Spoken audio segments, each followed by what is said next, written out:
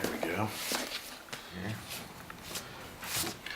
This is just a good old hot jazz number. Not sure how loud this is going to be, so.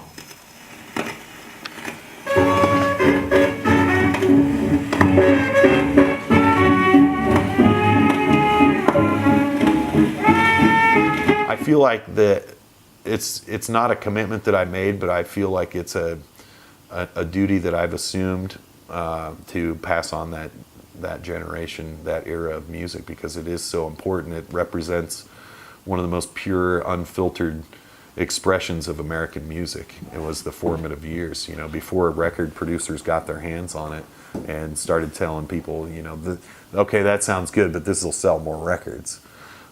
That 78 era, that's the one thing, is I feel like it is one of the purest forms of expression in American music history.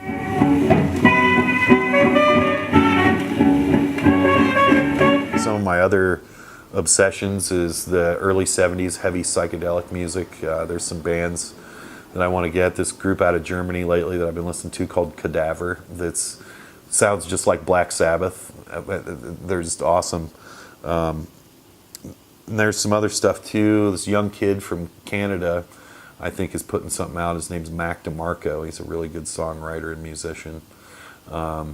There's the cool thing about Record Store Days, like we were talking earlier, is there's always surprises. You do have the people that'll get online and see everything that is coming out, and like we had said, they go and just look exactly for that.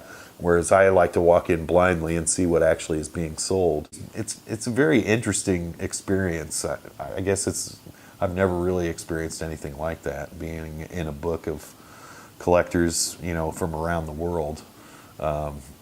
I myself didn't think that I would, I never would have thought that I would have gotten in the book, but it was a real honor to get into the book. And it's so well done. It's really like a photographer's book, and then it has the stories of the collectors along with it. But it's just, I think they went around and interviewed everyday people. There's a few better known collectors that a lot of people know their history, but for the most part, I think it was just everyday Joes like you and I that collect, and they wanted to get people's story on what collecting means to them. And